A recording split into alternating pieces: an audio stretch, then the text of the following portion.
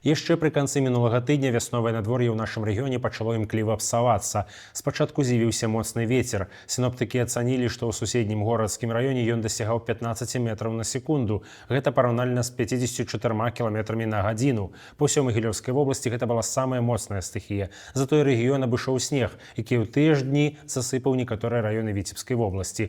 Пры такім ветры не абышлося без разбурэнняў. Праўда, ізноў нашаму рэгіёну пашанцавала. Як паведамляе МНС, у Аршанскім раёне гэтым ветрам было павалена ўсяго одно дрэва. Магчыма, гаворка ідзе пра дрэва ў Смалянах, якое завалілася на дарогу каля мясцовага каледжу.